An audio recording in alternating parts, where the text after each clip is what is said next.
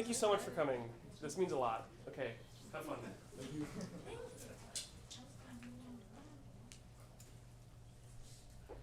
What? Oh, sorry, God, sorry. I was really panicked. I didn't know. I'm Melanie, Coffey. I'm the playwright.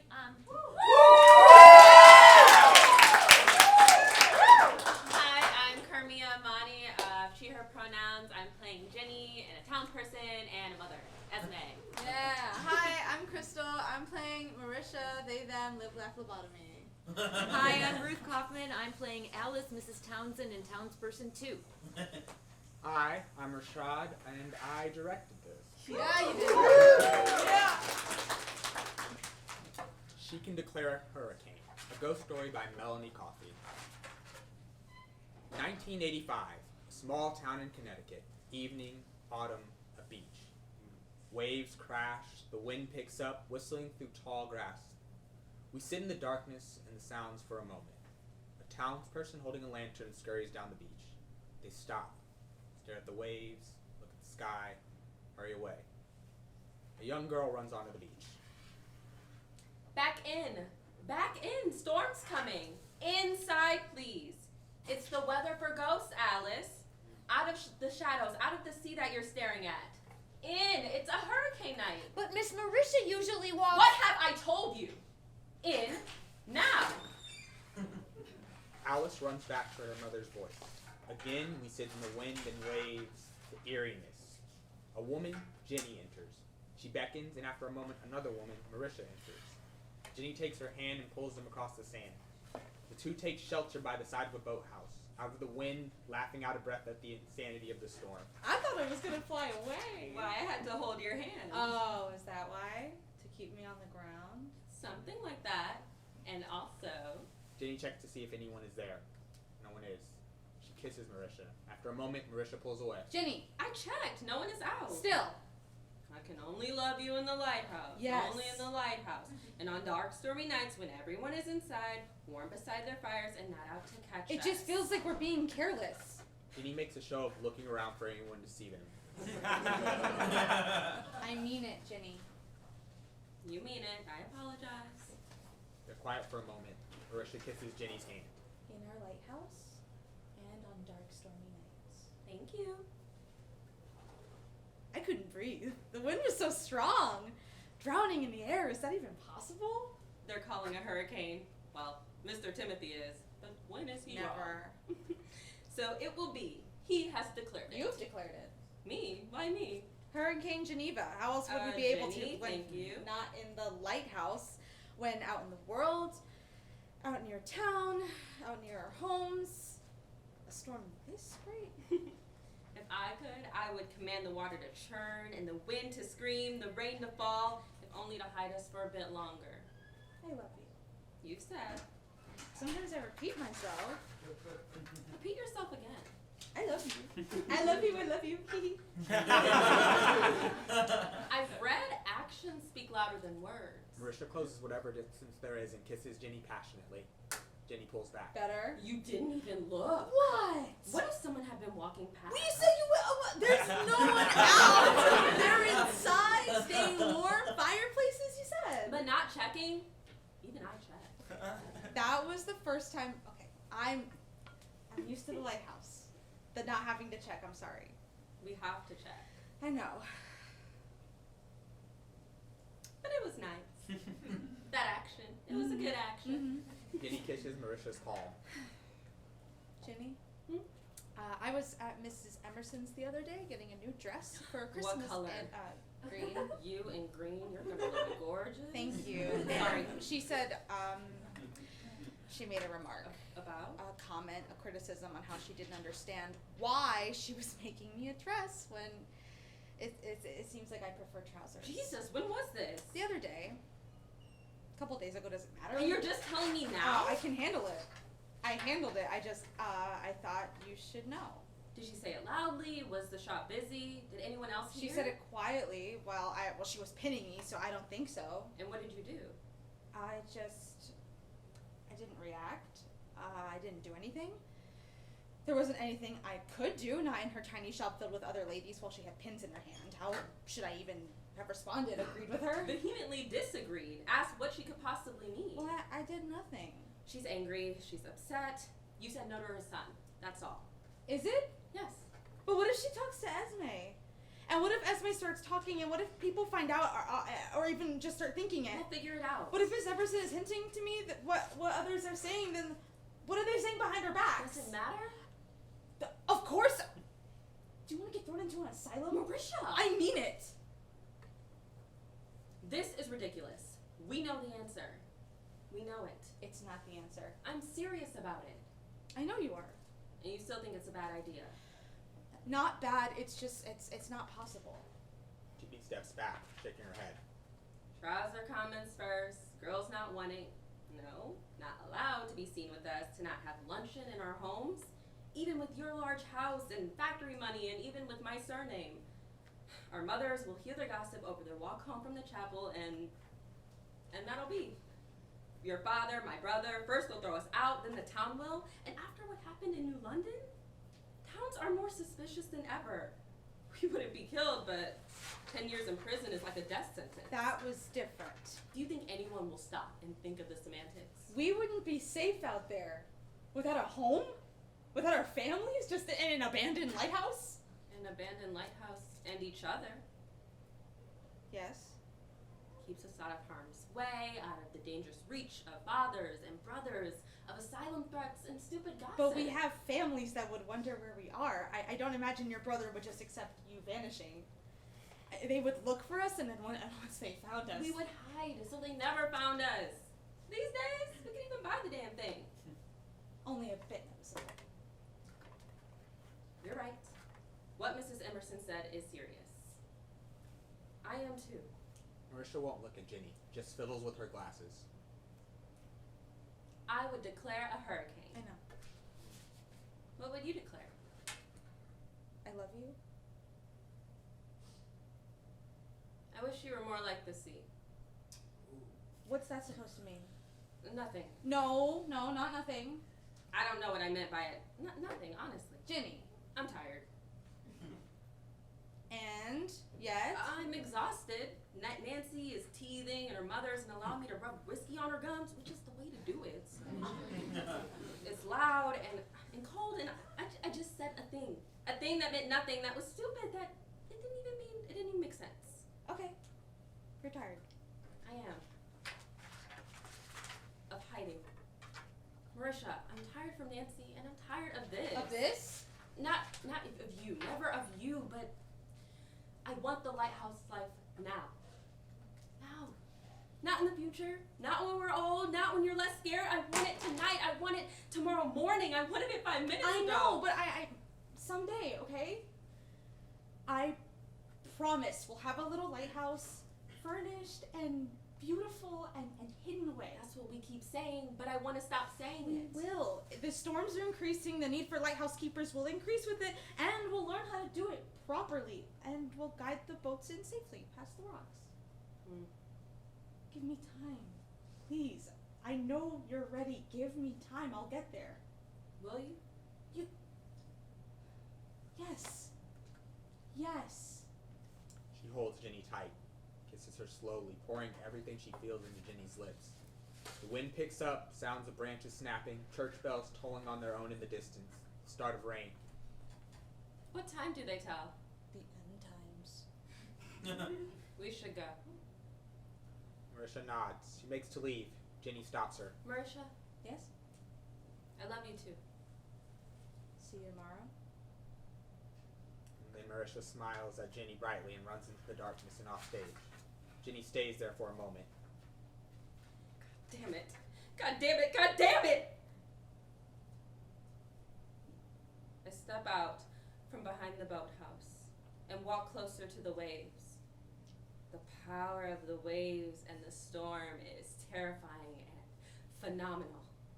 The wind tears at my dress and my hair, and there's minimal light to see me. Ah! I wail, but it just gets taken by the wind. I throw a tantrum worthy of my forcefully repressed emotions. I rip off my shoes, I rip off my shawl. I walk into the ocean, further and further, and it just feels right. Blackout. Early morning. A messy beach. 2 townspeople enter, assessing the damage. Once the roof is fixed, we'll move on to their windows. Never had a rain into the school. Sam is pushing for his windows to be fixed by tonight. Well, he'll have to fix them himself if he's going to have a deadline. I told him if we... We're looking for the dead. He should be more respectful. Yes, but I did take a bit of the money he offered. He offered some money if we put him What's higher that? on the... They pick up a piece of clothing. One inspects it. The other takes note. It's getting worse. Oh, ignore Sam. He's always bribing us. The storms, they're more destructive. They seem to be. Tim predicts the weather, but he has no idea. Okay. Something's coming. 'Tis the season. Something else. What are you talking? I never knew you were so superstitious. Years on a ship does Oh it my to God, you. Not again about your time on the Morgan. If you sailed on the Morgan, you would talk about it too. The adventures we had, the horrors we saw, the nights spent on the deck staring at the stars. Well, I didn't go to sea. I stayed on land. And now you are too. So please, for the love of God, stop talking about the damn ship. Huh. Not one to hold back there, are you? Whose is this? Miss Genevive's, I think. Been looking closely at her clothes there? Enough to know it's hers. Don't you know it's a waste of time? What do you mean? Is she already... Only has eyes for Miss Marisha Townsend, the daughter of the family that lives in the I know large the blue house on the hill. Townsends. Oh, very fancy. Oh, come on. Those are rumors. Are they? Yes. But what could she have been doing outside in such a storm? Well, if this is her scarf, she probably isn't looking at anyone anymore. True. Let's check if we can find her for her brother to bury. They traipse around looking, traipse off stage. Marisha's home, the parlor. Her mother sits at the table nervous. Marisha enters. Good morning. You were out later than usual. I was having dinner at Miss Geneva's house, as I do every Tuesday. And we forgot the time. I have asked you many times to stop. They are a well-respected family, Mother. Miss Geneva is gaining her own reputation. One with you that is harmful, Marisha. I have told you no more. I keep telling you. It's just a meal, Mother. I have something to tell you. Yes. And it is imperative that you react and act accordingly. A friendship or not, it is crucial, Marisha, that you act correctly. What? Has someone said The storm yes? was devastating. I walked home in it last night, I'm aware. They found What? there is a list of the missing presumed dead. Yes? Marisha, No. Miss Geneva's name. No. She is on the list. No. She is one of No, no, she isn't. No, she wasn't. No. I'm sorry. Truly. You're sorry? You told me not to talk to her, and you're lying. She's not on the list. I'm not lying. You wanted this. You wanted this. I wanted you not to have a friendship with her. Not her death. Believe me, not her death. But she has died. She has. I'm not lying. Now, look at me. Look at me. It is important for your reputation, for the reputation of this family, that you react correctly. What is correct? No crying, no mourning clothes, no gestures of love or heartbreak. No hint that you cared about her in any way. No hint that you knew her more than living in a small town together. But we grew up together. Won't people think it's strange? Elizabeth was sent away after the death of Jacob. She couldn't stop crying. She wasn't eating or sleeping, just crying. Her son had just died. What else was she supposed to do? And so they sent her away to help her with her grief. Marisha, please do not cry for Miss Geneva. Things that are no longer beautiful or are broken are hidden away, and they are not fixed, and they are not let back out. Do not show that you are grieving, that you are hurt, that you are hurting. I am not prey. I cannot hide when I hurt. Of course you are, darling. We like the rabbits in the garden, the deer in the woods. Show weakness, and your father, your uncle, they will set the traps. They will raise their gun and shoot. And there will be no remorse, because it feeds the family. It feeds the community, keeps us from starving. You are prey. Whoever told you you weren't? Quiet for a moment, the weight of everything crushing them. Now, would you like some breakfast? Marisha stares at her mother. Mrs. Townsend stares back intensely. Pick the correct response. Have breakfast, move on. Eat some breakfast. Marisha stands up, stops. Fear holding her there, fury pushing her forward. Sit down. Marisha slowly sits down. Good girl. Marisha sits there. She sits there while her mother places tea and a plate of food in front of her. She sits there as the food grows cold. Mrs. Townsend sips her cup of coffee and flips through the local newspaper. It's quiet. A tense quiet. We received a letter from Ruth and the family. They are planning on taking the train up from New York to visit us for Christmas this year. Won't that be nice? Having the house full of children running around. We'll pick out a tree, a large one for the entrance, to decorate. Won't that be beautiful? And the children will be able to run around the beach and in the woods. They're not used to having space to roam and explore. City life, I guess. Wonderful in some ways, restricting in others. Though, who knows what the beach will look like by then. How I hate hurricane season. I know your father loves it, but, well, at least we're on a hill. Maybe we'll invite Thomas Emerson and his family for the Christmas festivities. Would you like that? I know you turned him down, but, well, it's something to think about. No appetite? Marisha sits there as the untouched plate is taken back to the kitchen. Maybe you're coming down with something. Why don't you go upstairs and lay down for a bit? Don't want you catching a cold. The set moves around her and Marisha now sits unmoving in her bedroom. She sits there, and her world continues to crumble inside of her. Lights change. Evening. Set changes into the parlor. Mrs. Townsend shoves a sewing project into Marisha's hands and it falls to her lap, falls to the floor. Hold it. Marisha doesn't move. Her mother puts it in her lamp, staged it so it looks like her daughter is focused on the project without actually sewing. Your father will be home soon. You've had all day. Pull yourself together. Pull it together? Yes. I told you to act correctly. This is very much not that. Pull myself together? Your father will be home And? soon. And he will worry about you, worry about us, worry what the town is saying about you, about him. He will worry and he will act. I need you to pull yourself together. There is nothing to pull. I am wind shredded by a storm. Hurricane Ginny has moved up the coast and Marisha! I am lost. There is nothing to pull. I am not yarn. Stop it! I am not thread. Sit down, please. I can't. Try. I did.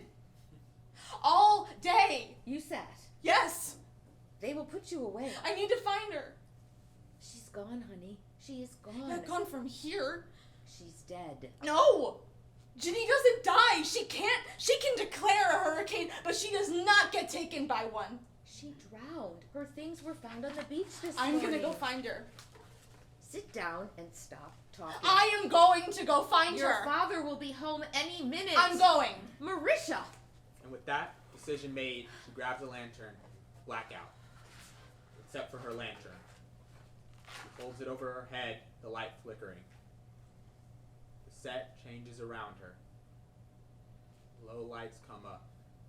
The beach. Night. Chilly fall breeze pulls at Marisha. The waves beat against the sand. She makes her way across the sand. Sees Ginny's shawl caught in the fallen tree branch. Pulls it free. Squeezes it out. Folds it lovingly. Lights change. Time of night and day change. She sees Ginny's shoes in the sand, unburies them. She unlaces her shoes, carefully takes them off, places them beside Ginny, picks up her lantern, night again. She makes her way over to the water. You wouldn't take her. You wouldn't dare. She stares at the ocean, intimidating it. With the whirl, she turns on her heel. Lantern held high, walks down the beach. Ethereal, a furious ghost. We sit in the sound of the wind and the waves and the darkness. Marisha continues to walk along the waves looking. She goes to the abandoned lighthouse. Are you here? Ginny? Climbs to the top. No Ginny, just the water. You were supposed to be here! Ginny, you were supposed to be here, waiting for me to stop living in my own head! She continues to search. She looks in impossible hiding Stop places. living with my family and to start living here with you! You were supposed to be here waiting for me! To forgive me! To kiss me! To love me! You were supposed...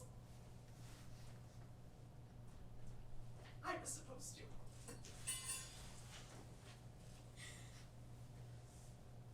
I was supposed to. Lets out the tiniest bit of anger because it can't all stay inside.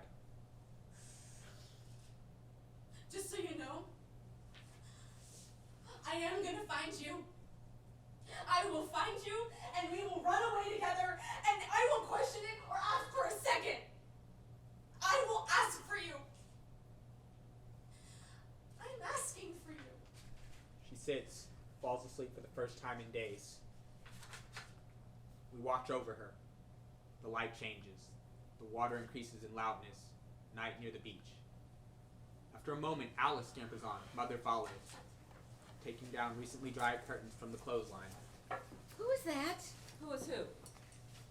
Was that a wanderer? No, that was Miss Marisha, or what remains of her.